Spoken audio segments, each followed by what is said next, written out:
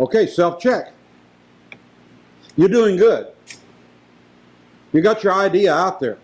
You formed your corporation. You've done this, that, and the other. You're in the midst of it. You're serving your idea. But all of a sudden, you start doubting your own greatness. Friend, you are great because God called you. You stepped out of the crowd and said, I'm going to do this. And you found a few to help you.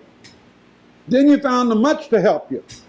But daily, great idols of your childhood walk by into the garden of your mind, causing you to doubt your own greatness. Is there any doubt that you're achieving what you were meant to achieve? As I said last time, these doubts are not from the devil. You don't need an exorcism. They're not from some mysterious demonic source. They're not from, hey, what am I doing wrong? I hear that a lot. What am I doing wrong? These doubts are from your upbringing. When you look at your accomplishment, you measure them by things thought great in your childhood. Gonna say it again because it is a true hack. When you look at your accomplishments, and if you never give yourself any credit for anything, well, I don't want to get the big head. Honey, you got the big head, and the big head is doubt. Your head is so full of doubt that I'd like to be the popper and pop your head and get all that doubt out of you and tell you, when you look at your accomplishments, look at them. You measure them by those things thought great in your childhood. I'm going to say it again. When you look at your accomplishments, you measure them by those things thought great in your childhood. The approval of those you grew up around still stalks you in your own mind as you pursue true greatness. This is a terrible forest. It's dark and it's lonely, and the moon is covered, and the owls howl, and the leopards growl. Why? Because you still want their approval. You still want somebody to say, wow, look at that great thing. Look at that, look at that, look at that. Well, I'm going to digress to talk of my own childhood. Through no fault of my parents. Remember, that's the first step in self-check. Do you honor where you came from? Through no fault of my parents. They were great in their own circles of influence. In fact, very few people have risen to the height that they grew to in their circles of influence. I developed a definition of greatness that included no framework for that which I was ultimately to build in my life. Wow, did I say a pile of words? When I wrote this, I was thinking, my father was a fantastic writer. My father, men would get up at 6 o'clock in the morning and go hear him speak. They would drive for hours to hear him speak.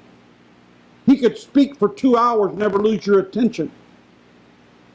If they voted on him, and they did regularly, all of his detractors had to yield to the overwhelming power of the vote where he had influence. His influence was developed.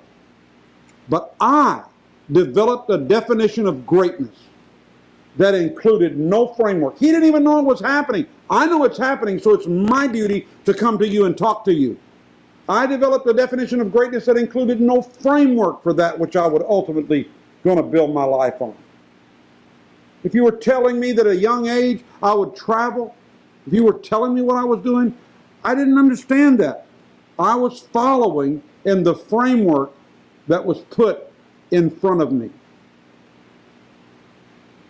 You ask, why are you so jealously independent? Because I'm jealous of the independence of the voice of God in your life.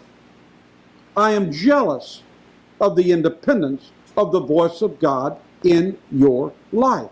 I believe that God will speak to you things that he will not speak to me, and require of you things he will not require of me. I was raised in a pastor's home. Those they thought great were preachers of the gospel. the comparisons of those who they thought not so great only elevated these great preachers in my mind. I remember when two famous preachers decided to leave my father. My mother went. I could never get my dad to say anything, so I got my mom to tell me, how did the meeting go? She said, well, we met at a restaurant, and it was not a pretty sight. She said there was a lot of weeping, and they didn't want to do it, but they felt they had to go and do what God had called them to do. So my father stripped them of their licenses to preach, stripped them of fellowship and friendship from all friends that they had, and told them, you are not welcome to preach in any of our churches. What my father forgot, that he had elevated these two men in my mind. What my father forgot, that these men were the greatest among my childhood. They still are. I still have great thoughts about them. You can pick at them, beat at them, knock at them, throw at them, but at least they had the intestinal fortitude to follow what God was calling them to do and forsake everybody to do it. So I can say it. The comparisons of those they thought were not so great only elevated those great preachers in my mind.